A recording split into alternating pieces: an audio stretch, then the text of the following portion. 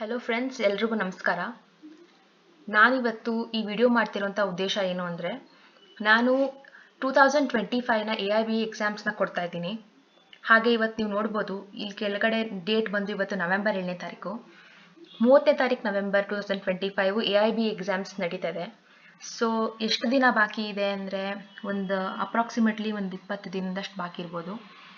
So ಇಷ್ಟು ದಿನದಲ್ಲಿ ಸ್ವಲ್ಪ ಪೂರ್ವಭಾವಿಕವಾಗಿ ಒಂದು ತಯಾರಿ ಮಾಡಬೇಕು ಅಂತ ಅಂದರೆ ಹೇಗೆ ಮಾಡೋದು ಅನ್ನೋಂಥ ನಾನು ಯೋಚನೆ ಮಾಡಿದಾಗ, ಪ್ರೀವಿಯಸ್ ಇಯರ್ ಕ್ವೆಶನ್ ಪೇಪರ್ಸ್ನ ನಾವು PYQs ಅಂತ ನಾವೇನು ಹೇಳ್ತೀವಿ, ಪ್ರೀವಿಯಸ್ ಇಯರ್ ಕ್ವೆಶನ್ಸ್ನ ನಾವು ಸಾಲ್ವ್ ಮಾಡಿದಾಗ ನಮಗೆ ತುಂಬ ಕ್ವೆಶನ್ಸ್ ರಿಪೀಟ್ ಆಗಿದೆ ಅಂತ ಗೊತ್ತಾಗುತ್ತೆ. ಹಾಗೆಯೇ ಎಕ್ಸಾಮ್ ಹಾಲಲ್ಲಿ ತುಂಬ ಕಷ್ಟಪಟ್ಟು ಹುಡ್ಕೋದ್ರಕ್ಕಿಂತ ರಿಪೀಟ್ ಆಗಿರೋಂಥ ಕ್ವೆಶನ್ಸ್ನ ನಾವು ಡೈರೆಕ್ಟ್ಲಿ ಅಪ್ಲೈ ಮಾಡಿ ಎಕ್ಸಾಮ್ನ ಬರಿಬೋದು, ಹಾಗೆಯೇ ಬೇಗ ಸಾಲ್ವ್ ಮಾಡ್ಬೋದು ಅನ್ನೋದಕ್ಕೋಸ್ಕರ ನಾನು ಪ್ರೀವಿಯಸ್ ಇಯರ್ ಕ್ವೆಶನ್ಸ್ನ ಸಾಲ್ವ್ ಮಾಡ್ತಾ ಇದ್ದೀನಿ. ಇದೊಂದು ವಿಡಿಯೋ ಸೀರೀಸ್ನ ಮಾಡ್ತೀನಿ. ನಾನು ಯಾವುದೇ ಕ್ವೆಶನ್ ಪೇಪರ್ನ ಸಾಲ್ವ್ ಮಾಡಿದರೂ ಸಹ ಆ ಕ್ವೆಶನ್ ಪೇಪರ್ನ ಸಾಲ್ವ್ ಮಾಡಿರೋಂಥ video along with the solutions ನಾನು ಈ ವಿಡಿಯೋ ಸೀರೀಸಲ್ಲಿ ಪೋಸ್ಟ್ ಮಾಡ್ತೀನಿ.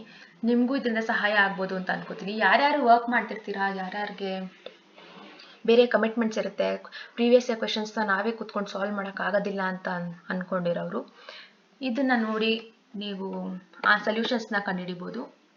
ಹಾಗೆಯೇ ಇದು ನಿಮಗೆ ಯಾವ ಥರ ಕ್ವೆಶನ್ಸ್ ಕೊಡ್ತಾರೆ AIBನಲ್ಲಿ, ಅಥವಾ ನಾವು ಹೇಗೆ ನಮ್ಮ ಟೈಮ್ನ ಅವತ್ತು ಹೇಗೆ ಸದುಪಯೋಗ ಪಡಿಸ್ಕೋಬೋದು ಅನ್ನೋದು ನಿಮಗೆ ಈ ವಿಡಿಯೋ ಮುಖಾಂತರ ಅರ್ಥ ಆಗುತ್ತೆ. ಸೊ ಸ್ಟಾರ್ಟ್ ಮಾಡೋಣ ಹಾಗಾದರೆ.